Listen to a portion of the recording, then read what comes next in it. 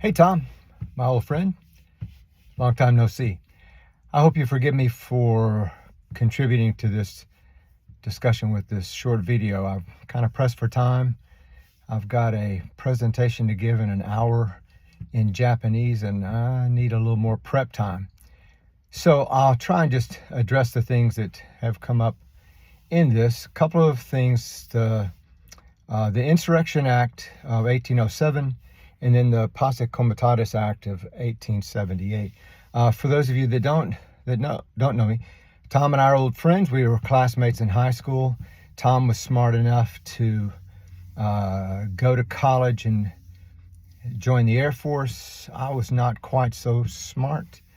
I joined the Marine Corps right out of high school. So I joined the Marine Corps right out of high school, and Tom did the smarter thing.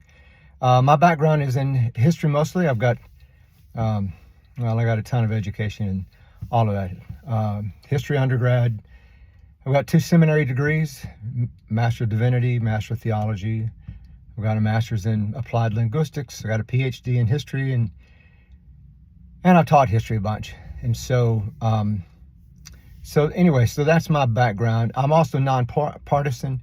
I have the same view toward political parties as George Washington and many of our founders. I have no regard for them. So my criticism, my political criticism has nothing to do with being a loyal anything. I'm not a loyal Democrat or a loyal Republican.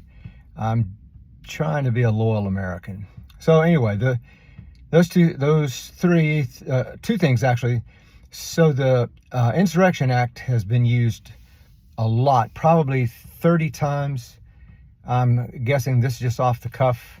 I think Thomas Jefferson was the first to use it. Maybe George W.H. Bush was the last to use it. Maybe Clinton. I'm not sure. You'd have to double check on that. The Posse Comitatus Act of 1878, I don't think has been used. At least not in, I can't think of any time it's been used in the last 100 years, really. The question, and of course that act prohibits, or generally prohibits, the military from being used as law enforcement. And so to use the military in a law enforcement role is a violation of that. It's been done anyway without invoking that or any other. And maybe one of the most shameful things in our history, Herbert Hoover ordered Douglas MacArthur, George Patton, Dwight Eisenhower.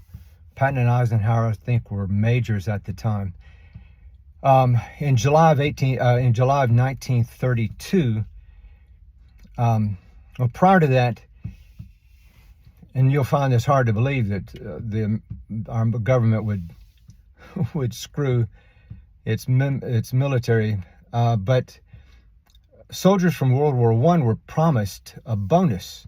They were promised certain things for their service, and the government, lo and behold, was dragging its feet to accommodate that or to give that.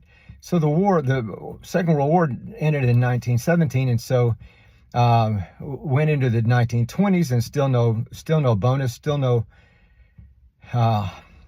Every effort to appeal to the government about that was ignored. So the bonus army formed in the 1930s, 1932. Several thousand soldiers, former soldiers, and their families descended on Washington and made a little village, really, and were demanding that the government do the right thing. I really think the government was just hoping these guys would die off and not be a nuisance. At least that's been my experience with the VA. I've got VA issues of my own, but that's a story for another day. Back to the bonus army. So there were thousands of veterans and their families living in tents and shacks in the Washington, D.C. area. And they were holding rallies. One of the most well-known of the speakers at the rallies was Smedley D. Butler, at the time, I think he was retired from the Marine Corps. He was one of the first Marines to be awarded the Congressional Medal of Honor twice. He was too much of a rabble-rouser for the Marine Corps to have ever made him a commandant. He spoke at the rally, of course, in favor of the bonus army. You might want to check out his very short little pamphlet called, I believe, War is a Racket by Smedley D. Butler. It's pretty eye-opening. Anyway, July 27th, 28th, 29th, somewhere around there, 1932, Herbert Hoover ordered the U.S. Army to clear out, really attack that bonus army village, tent city, and our army descended into that armed. So soldiers were firing on veterans. Presumably some of those that were firing on men that they might have served with. There were deaths, of course, and until FDR interred the Japanese after Pearl Harbor, probably the bonus army attack was one of the most shameful acts in our history. Herbert Hoover didn't use anything. He didn't use any act. He didn't use any other. There was no president. He just ordered it to be done because the commander-in-chief can do all that. Now, what do we have in LA? Real quick, my son is on Friday this week. He will become the commanding officer of a battalion of Marines and forward attacking combat battalion of Marines. So we're discussing a lot about this. We talked for a couple of hours last night. What Trump is doing with the military is shameful. What he's doing in LA is shameful. Obama deported 3 million, Biden deported 4 million, and there was no need for the National Guard or anybody else at those times. There's a good question to be asked, why? And I think the question is obvious. What do I think is happening there in LA? Shameful, shameful. So Trump wants to send 700 Marines in to do what? We're not trained for peacekeeping. That was a disaster in Beirut. Some of you will remember that the Marine barracks in Beirut was blown up in October 1983. I lost 5 really good friends in that. They were supposed to be peacekeepers, armed with weapons with no ammunition. Is Trump going to allow these 700 Marines to be armed and have ammunition in their rifles? Man, who can say? Where Donald Trump is concerned, if you are trying to figure out what he'll do in the future, just look at what he's done in the past. I think past behavior is the best indicator of future behavior.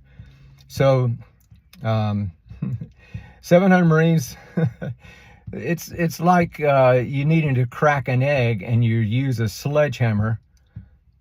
It's overkill, and I don't mean to say kill as if it's flippant. It's just shameful. And this isn't a political thing. I couldn't give a rat's ass about what it is politically. I have no affiliation.